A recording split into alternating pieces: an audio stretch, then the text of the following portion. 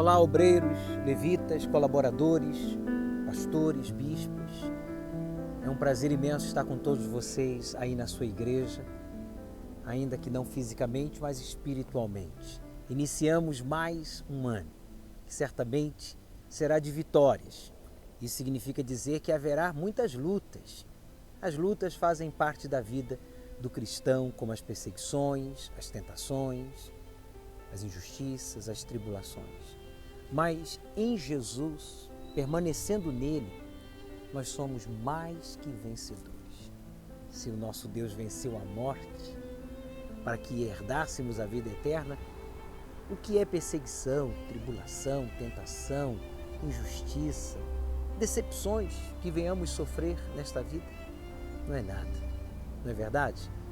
Por isso eu peço, meu Pai, aqui entre estas oliveiras centenárias, aqui no Jardim das Oliveiras, no Templo de Salomão, eu peço que todos nós sejamos como uma oliveira destas, estejamos enraizados na Tua Palavra, que as nossas raízes se estendam até as correntes das águas do Teu Espírito, que nos traz o refrigério, a força, para que a gente então venhamos te servir com temor, com devoção, como o Senhor é digno de ser servido.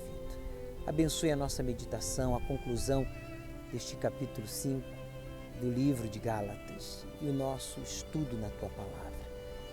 Meu Pai, não permita que nenhum de nós venha se perder em meio às batalhas desta vida, mas venhamos todos permanecer firmes aos Teus pés no Teu altar para sempre. Amém.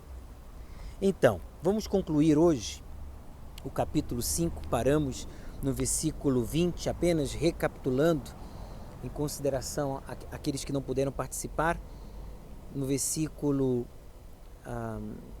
19 ele diz: porque as obras da carne são manifestas, as quais são adultério, fornicação, impureza, lascívia, idolatria, feitiçaria, inimizades, contendas, ciúmes, iras, pelejas, dissensões, heresias.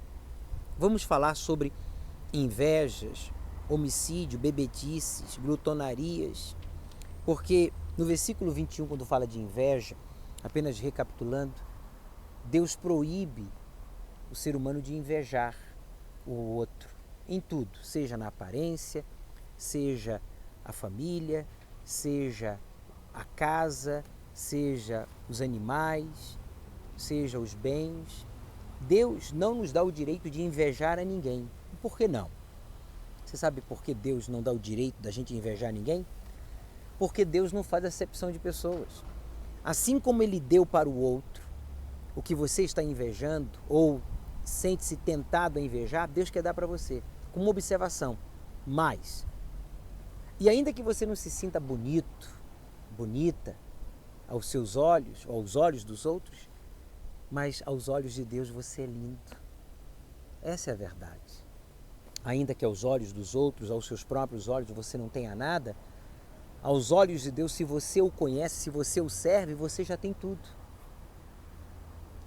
Ainda que aos seus olhos, aos olhos dos outros, você não tenha nenhuma formação universitária, acadêmica, aos olhos de Deus, se você é conhecedor da sua palavra, você tem a melhor formação, que é a formação espiritual. Não é maravilhoso isso? Em outras palavras, Deus diz para o seu povo, para os seus servos: não inveja ninguém, não fique se comparando a ninguém. Você tem que se espelhar em mim, você tem que olhar para mim.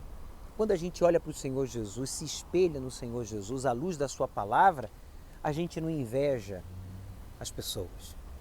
A gente não inveja absolutamente nada de ninguém, porque a gente já tem o melhor, o superior, que é de Deus. Depois ele fala aqui dos homicídios. E homicida para Deus não é aquele que apenas tira a vida do outro fisicamente, com uma arma branca, uma arma de fogo, por meio de assassinato, por meio do homicídio, da violência, ou por meio de um acidente. O homicida para Deus é aquele que despreza o seu próximo, que nutre no seu coração um sentimento de ódio, de mágoa, de rancor.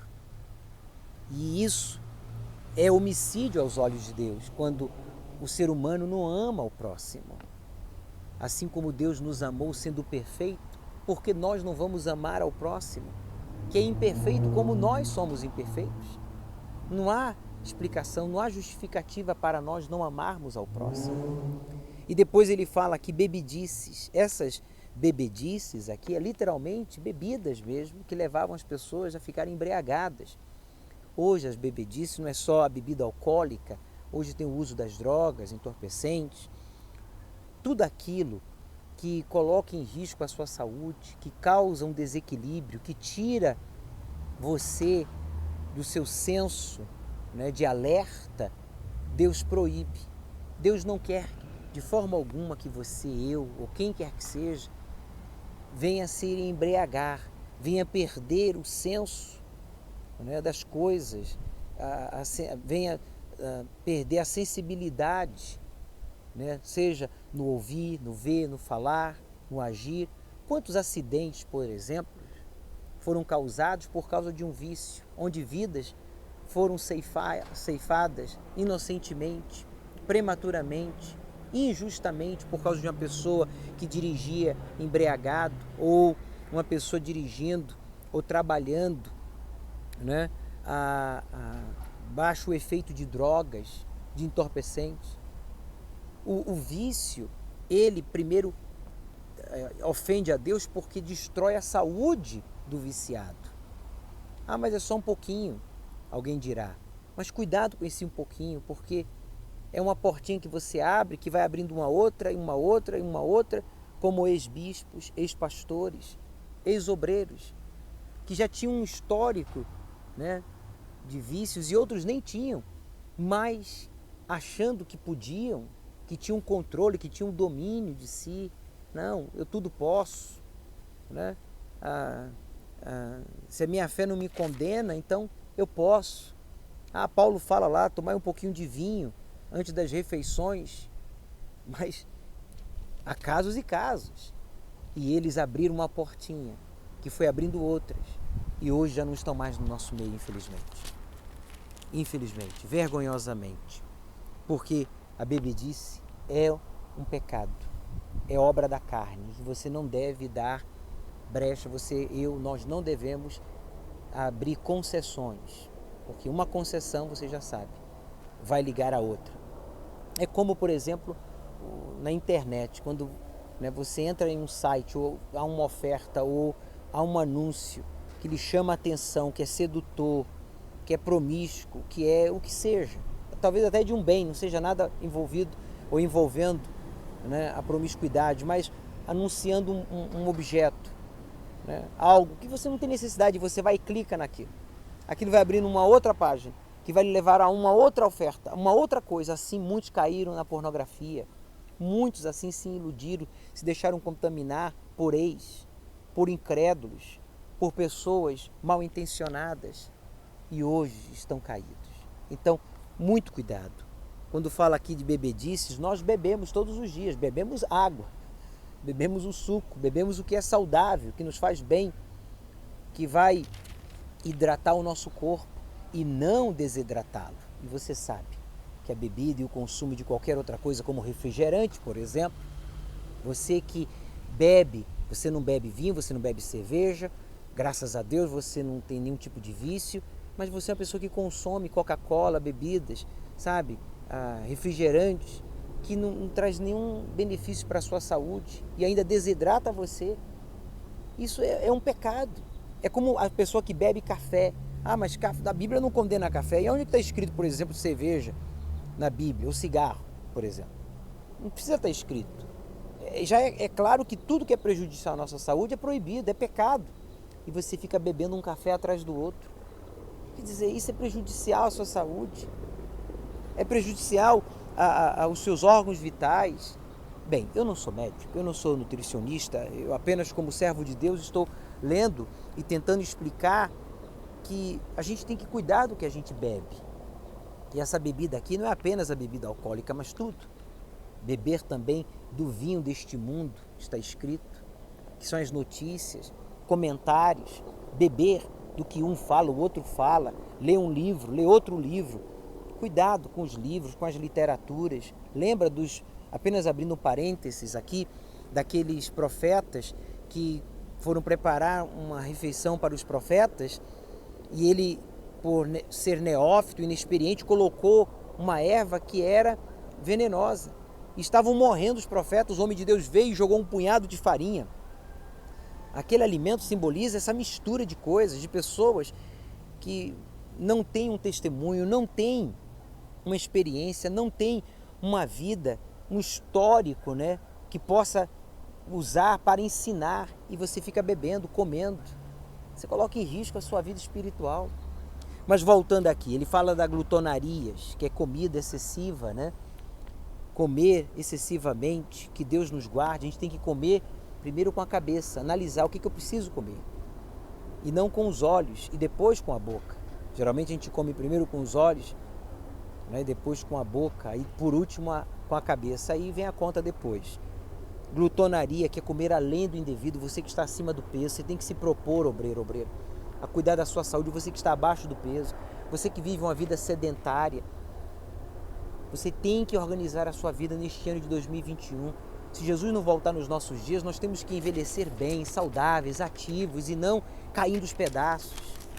A velhice virá e virá para todos, mas nós podemos desfrutar de uma velhice, ditosa velhice, como Abraão, que mesmo morando, vivendo no deserto, viveu uma vida saudável porque se alimentava. Ele não era sedentário, eles andavam muito, né? Como hoje na nossa cultura, que para qualquer lugar a gente quer pegar o carro, qualquer lugar a gente quer um transporte, e isso dificulta o nosso bem-estar físico. E coisas semelhantes a estas, ele disse, acerca das quais de antemão vos declaro, como também já antes vos disse, que os que cometem tais coisas, quem cometer uma destas coisas, não são todas, uma só, quem cometer estas coisas não herdarão o reino de Deus. Está aí, ó. Não é ser radical, é ser verdadeiro, está escrito na palavra de Deus. Meu amigo, você companheiro de guerra, auxiliar, obreiro, levita, colaborador, pastor, cuidemos para que nenhuma destas obras da carne nos retire do reino de Deus. Que nenhuma destas obras da carne venha causar dissensão, separação entre nós, servos de Deus. Você viu aqui, nesse estudo que realizamos, do capítulo 5, que as obras da carne causam dissensão entre nós e o Espírito Santo, entre nós e as pessoas, e entre nós e o reino dos céus, o reino de Deus. Quer dizer, nos exclui, não é Deus, não são os demônios, não são as pessoas, mas a nossa própria carne. Por isso devemos nos policiar e sempre nos perguntar se estamos produzindo os frutos do Espírito ou as obras da carne. Bem, eu pensava que ia concluir hoje o capítulo 5, mas não deu não. Domingo que vem a gente volta concluindo aqui desde o Templo de Salomão. Espero que neste ano de 2021, você e a sua família glorifiquem a Deus como nunca antes. Sem ansiedade, sem afobação, sem medo. Vamos esperar a volta do Senhor Jesus todos os dias. Vamos viver cada dia como se fosse o nosso último dia aqui na terra. E se Jesus nos permitir, um dia estarei aí com vocês no seu estado, realizando uma reunião e juntos, meditando e buscando ao nosso Deus que nos libertou e transformou. Que Deus abençoe a todos, uma boa continuação de reunião para todos vocês. Até a próxima!